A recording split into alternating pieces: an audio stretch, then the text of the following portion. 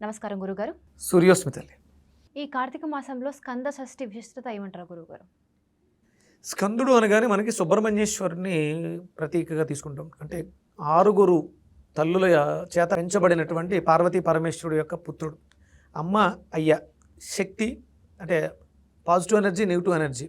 అంటే మనం కరెంటుని 2 శక్తులుగా చూస్తాం. శక్తి పాజిటివ్ ఉంది అమ్మ దగ్గర, అయ్యతో కలిస్తే తప్ప అది మనకు ఉపయోగపడదు. అంటే శివుడు నెగిటివ్ అని కాదు, మనకి ఈ శక్తిని 2 రకాలుగా కొలుస్తూ ఉంటారు. ఆటమ్స్, న్యూట్రాన్స్, ప్రోటాన్స్ కింద కొలుస్తూ ఉంటారు. దానితో సమయం అనేది యాడ్ అయినప్పుడు దానికి కదలిక మొదలవుతుంది. అప్పటి వరకు శక్తిగా ఉన్నటువంటి అమ్మవారితో అయ్య సమయం కలవడం, కాలుడు ఆయన ఈశ్వరుని కాలం అని అంటారు పరమేశ్వరుడిని. ఈ ఆటమ్స్తో, అణువులతో శక్తి కలవడంతో దానికి అద్భుతమైనటువంటి ప్రక్రియ మొదలైంది. వీళ్ళిద్దరి నుంచి ఉద్భవించిన వాడు ఒకడు మనం గణపతిగా మాట్లాడతాం. ఫస్ట్ పుట్టినవాడు గణపతి. దానికి ఒక కథ మనం పురాణాల్లో భాద్రపద మాసంలో చదువుకున్నాం. అమ్మవారు ఒక బాలుడిని తయారు చేసింది. తర్వాత ఆయన సమయాన్ని ఈశ్వరుని అడ్డుపెడితే తల దురిమి మళ్ళీ ఏనుగు తల పెట్టారు. ఆ తర్వాత కొంతకాలానికి ఒక కార్యార్థమై సుబ్రహ్మణ్యేశ్వర స్వామి జన్మ తీసుకోవటం, ఇవన్నీ మనం పురాణ కథలు రకరకాలుగా చెప్తూ ఉంటారు. కృత్తికలు 6 స్త్రీ దేవతల చేత పెంపొందించబడిన వాడు కార్తికేయుడు, సుబ్రహ్మణ్యేశ్వర స్వామి. స్కందడు అనే నామధేయం ఆయనకి. ఈయన 6 ఋతువులకి ప్రతీక. ఈ కంద షష్ఠి రోజు, షష్ఠి అనగానే 6 కదా, స్కందుడు, సుబ్రహ్మణ్యుడు. అంటే ఋతువులు మన శరీరంలో 6 ఋతువులు, ప్రకృతిలో ఉన్నటువంటి 6 ఋతువులు మన శరీరంలో ఉన్నటువంటి పంచభూతాలని నడిపిస్తూ ఉంటాయి. అందుకని సుబ్రహ్మణ్యేశ్వర స్వామి ఆరాధన షష్ఠి తిథి రోజు స్కంద షష్ఠిగా మనం మాట్లాడుకుంటూ ఉంటాం. అంటే మనకి ఉన్నటువంటి స్వామివారు ఆదిశంకరాచార్యుల వారు అవైదిక మతాలుగా చాలా రకాల మతాలు ఉంటాయి, అన్నింటినీ తీసి ఒక 6 మతాలని పంచాయతన పూజా విధానంగా పెట్టి స్కందుణ్ణి 6వ మతంగా పెట్టడం జరిగింది. అంటే మన ఆరాధనలో గణపతి, విష్ణువు, ఈశ్వరుడు, అంబిక, సూర్యుడు, ఇవి పంచాయతన పూజా విధానం. ఇంకొకటి 6గా స్కందుని కూడా పెట్టడం జరిగింది. ఇవి మాత్రమే మనం ఆరాధన చేయాలి. అందులో స్కందుడికి ఉన్నటువంటి ప్రాముఖ్యత ఏంటంటే ధైర్యశాలి, సైన్యానికి అధ్యక్షుడు. మనం విపరీతమైనటువంటి ధైర్యంగా ఉన్నప్పుడే ఒక సంస్థని నడిపించడానికి ముందు ఉంటాం. అందులో సుబ్రహ్మణ్యేశ్వర స్వామి ఆరాధన మనల్ని మనం చేస్తున్నటువంటి పనుల అభివృద్ధిని చేకూర్చడానికి బాగా దోహదపడుతుంది. అలాగే సంతానం లేని వాళ్ళు బాధపడుతూ ఉంటారు. ఈ స్కంద షష్ఠులు ఒక 6 షష్ఠులు చేస్తే మంచిదని కూడా శాస్త్రం చెప్తూ ఉంటుంది.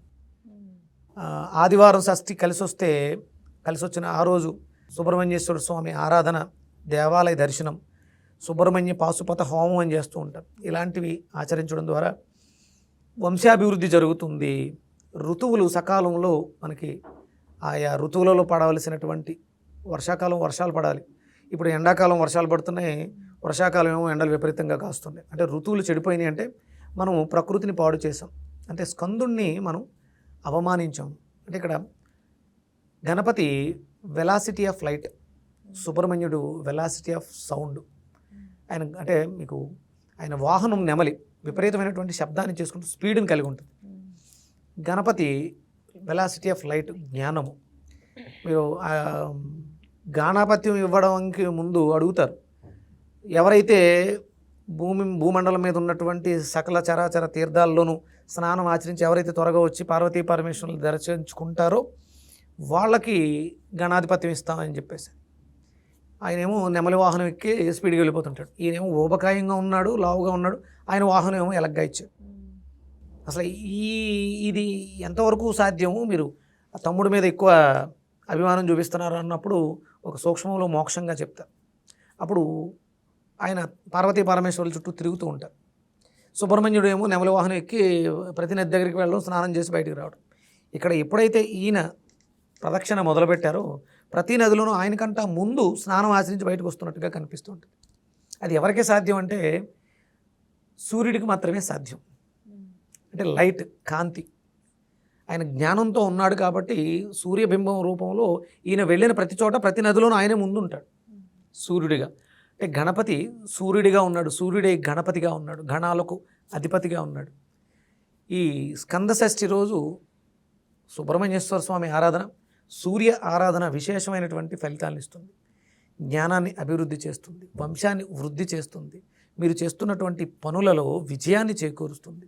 సైన్యానికి నడిపించేటువంటి సైన్యాధికారి ఉండడం వల్ల ఏమవుతుంది? దుండగుల మీద లేకపోతే శత్రురాజ్యుల మీద విజయాన్ని సాధించి తీసుకొస్తూ ఉంటారు. అంటే సుబ్రహ్మణ్యుడిని క్షత్రియుడిగా పోలుస్తూ ఉంటారు, ధైర్యశాలిగా పోలుస్తూ ఉంటారు. కానీ సుబ్రహ్మణ్యేశ్వర స్వామి ఆరాధన షష్ఠి తిథి రోజు చేయడం వల్ల స్కంద షష్ఠిగా మనం పేర్కొంటూ ఉంటాం. మనకు కావలసినటువంటి కోరికలన్నీ కూడా నెరవేర్చడానికి అవకాశం ఉంటుంది.